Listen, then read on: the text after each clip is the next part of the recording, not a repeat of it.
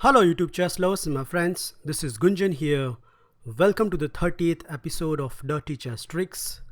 In this episode, I am going to show you some of the wonderful tricks in the King's Indian defense from the black perspective. The opening arises after the following move order: d4, knight to f6, c4, g6, knight to c3, bishop to g7. Now white grab the space in the center with the move e4, and accordingly black stopped the advancement of the e-pawn with the move d6.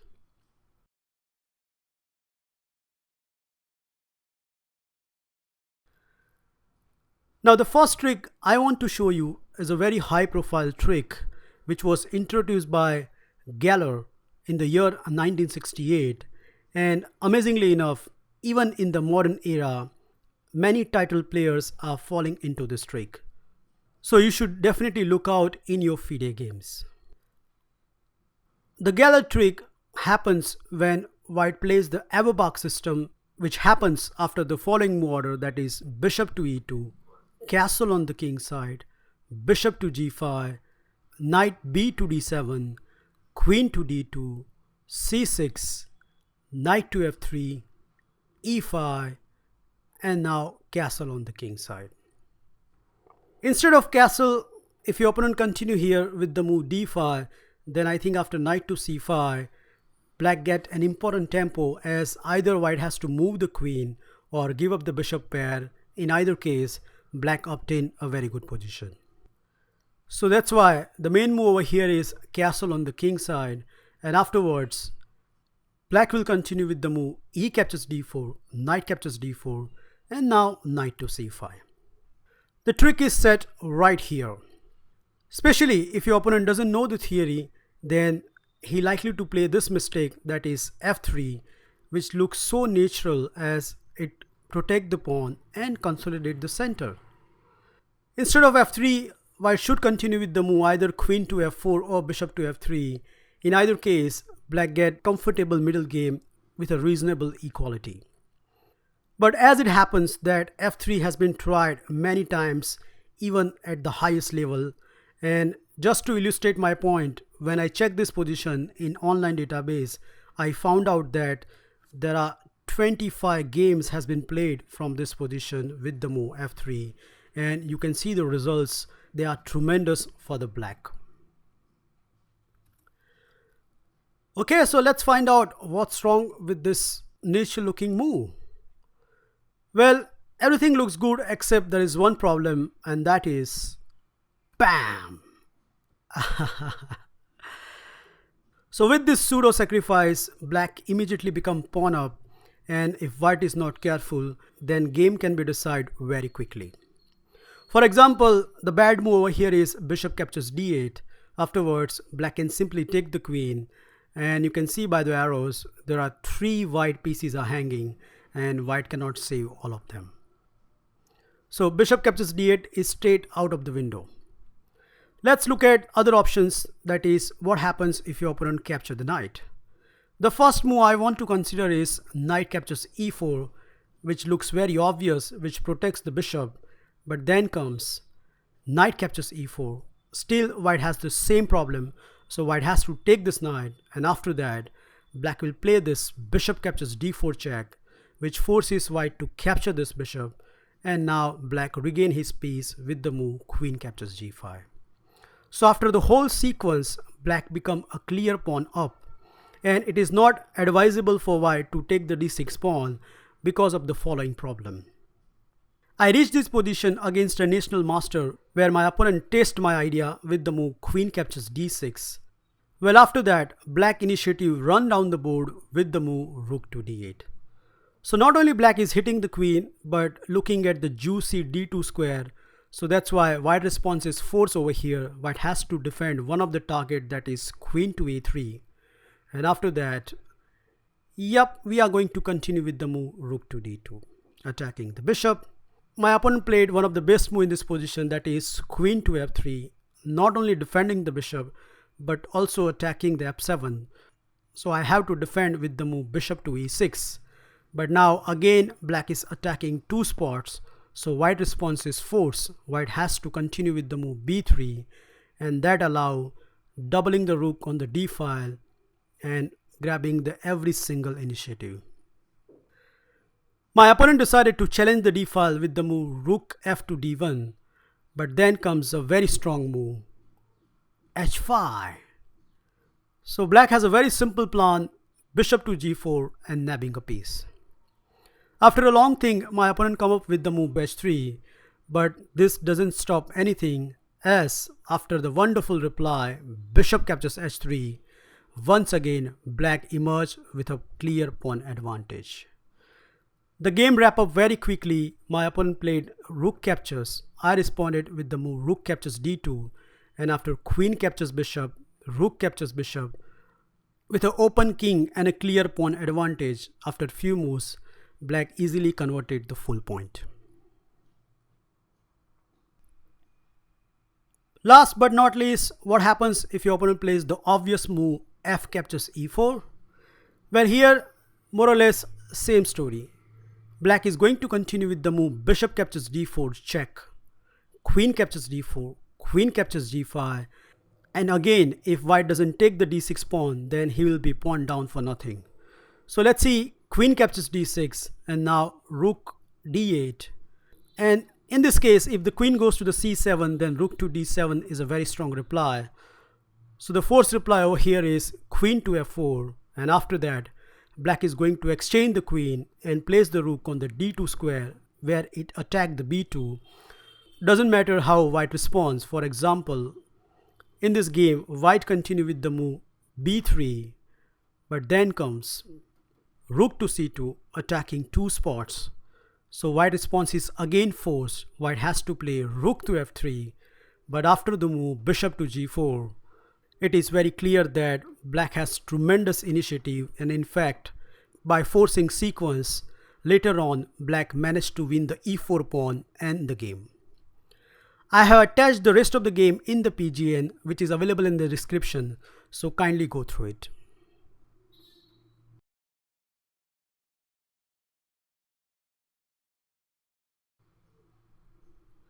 The second trick I want to consider in the sandwich variation, which arises after the move order f3.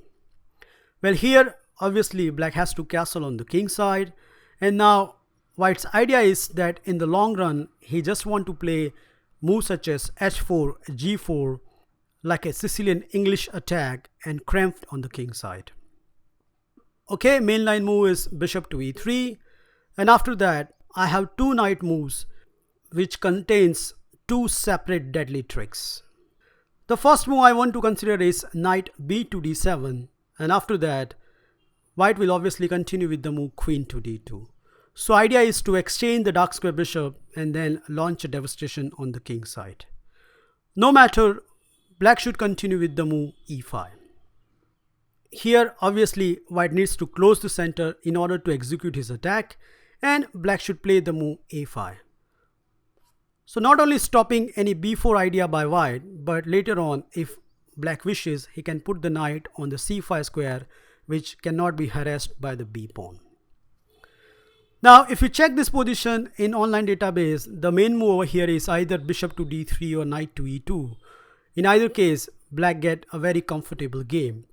But in few games, or at least as per my knowledge and Mega Database 2017, there are 10 games has been played where white has immediately considered the move bishop to h6. And this is where our trick lies, as this is not an accurate sequence, as black can immediately exploit it with a wonderful blow. Yup, knight captures e4, boom! So same old story, we are capturing the pawn with a deadly tactics. Two moves are possible, and it doesn't matter however white captures. Let's look at the most critical one, that is f captures e4, and after that black is going to regain his piece with the move queen check, and after g3 and queen captures h6. Yes, indeed, black emerged with an extra pawn, but white has this forcing sequence, that is queen captures, bishop captures, and now knight to b5. So trying to regain this pawn. Well, it's true that here it's very hard to save the pawn, But in return, black has tremendous activity. In fact, if white grab that pawn, then black get a winning position. To illustrate my point, I like to show you one of my game against a 2100 rated player, where here I continue with a very tricky move, rook to a6, allowing him to capture the c7 pawn. Afterwards, rook to b6 happen. So attacking b2. Kindly note, if knight to b5, then the simplest is you continue with the move knight to c5, attacking e4. And after bishop to g2, black has this lethal check which get his pawn back and remain a pawn up advantage.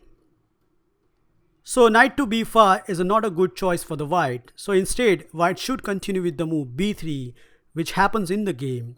But then comes knight to c5, attacking e4, bishop to g2, and now the forcing move a4.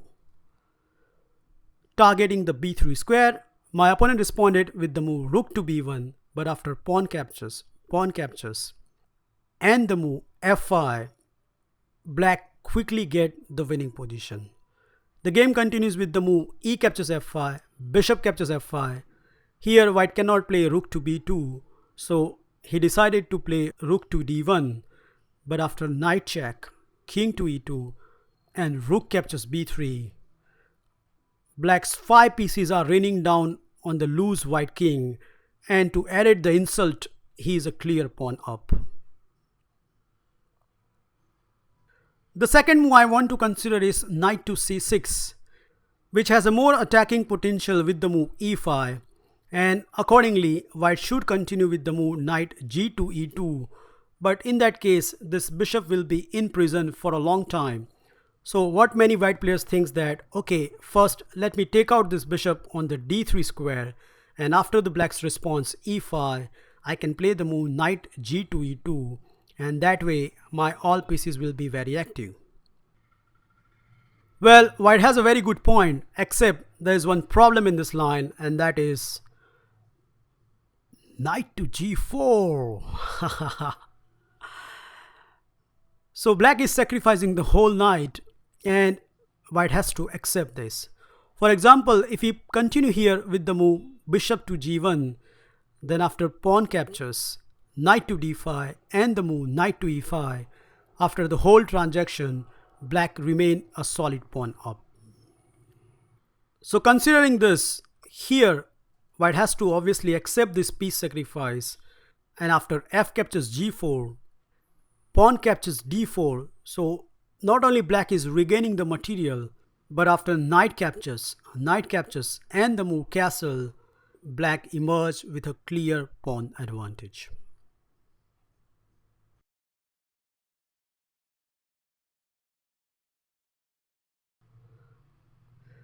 The third trick I want to show you in the 4-pawn attack, which arises after the move order f4, castle on the king side, and now knight to f3.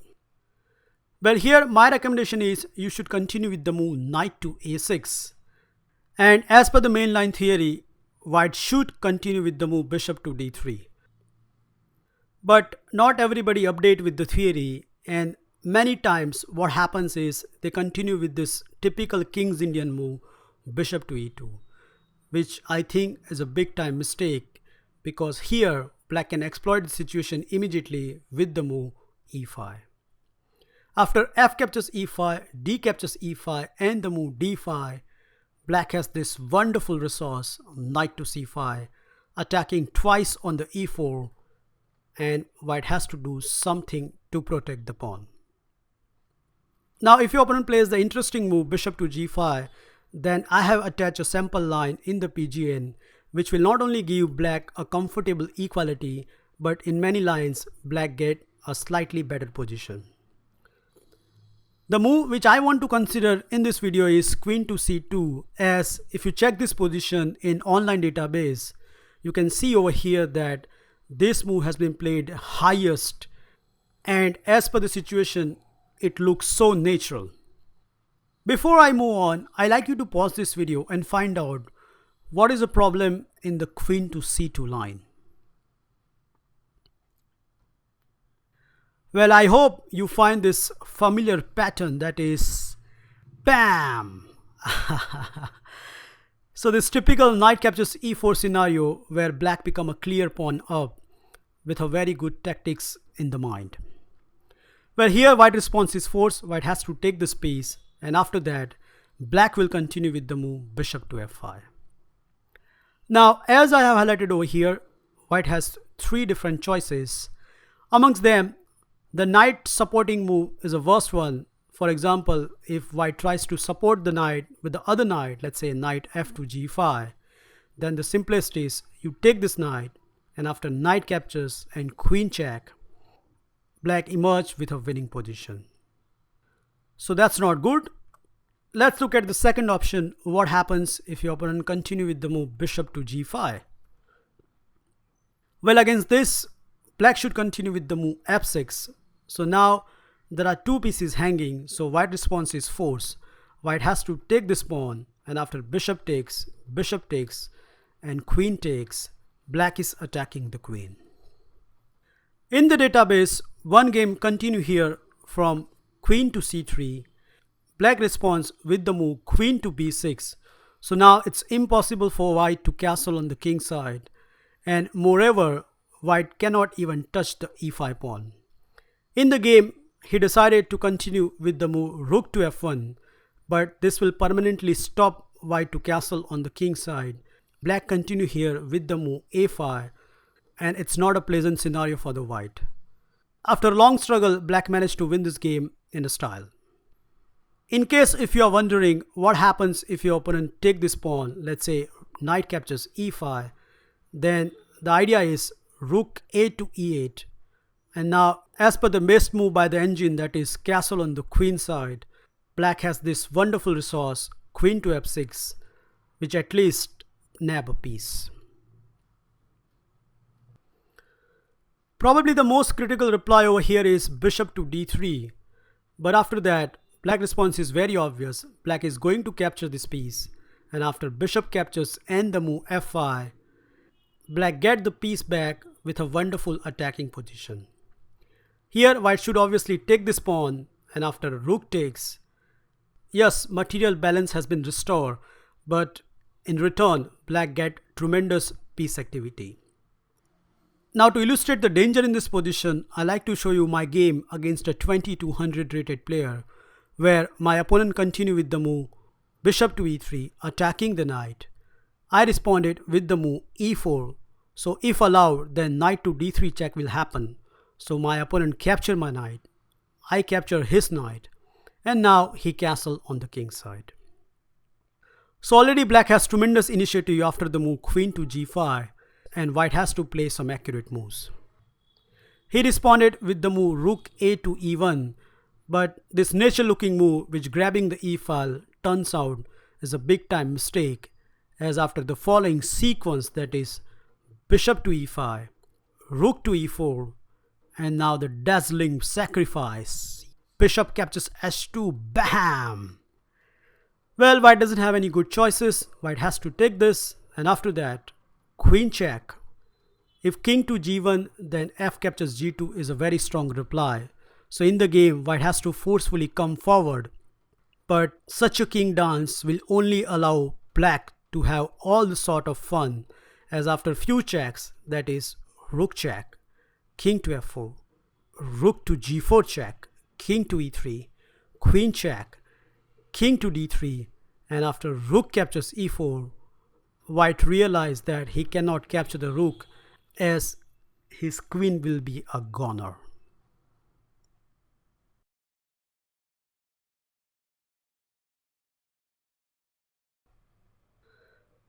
The fourth and the final trick I want to show you in the bishop to d3 line, which happens after the following move order, that is knight to f3, castle on the king side. And now, to avoid the main line theory, in the modern era, many players choose the move bishop to d3. Well, if white is not interested to block the pin, then we are definitely go for it. And here the accurate response is bishop to g4, pinning that knight. The main line move continue with the move h3, bishop captures f3, queen captures f3, and after knight to c6, black initiative is already running down the board. Here the main move is d5, but then white has to give up the bishop pair after the move knight to e5. So not many of your opponent will like it. They will likely to continue to protect the pawn with the move bishop to e3. Okay, no issues. We are going to attack it one more time with the move knight to d7. Now if white wants to hang on to this central pawn, then the only response here is knight to e2, which in fact played 17 times, and you can see the result. Black has crushed most of them. So let's see what can be the wrong in this situation. Before I move on, I like you to pause this video and find out what is wrong with the move knight to e2.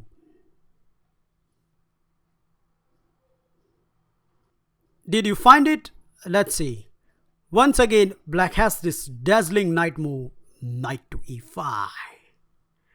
So attacking two spots, and even though white can take this knight after knight captures e5, it is very obvious that there is no way white can save this bishop. A sample line can run like this: queen to g3, knight check, king to f1, and now the move c5. And not only black emerged with an extra pawn, but white has a very funny king position, which will take some time to rearrange his pieces. Well, I hope you enjoy and learn these wonderful tricks in the King's Indian defense. Feel free to like, subscribe and comment on my video, and I'll meet you in my next episode very soon. Bye and take care.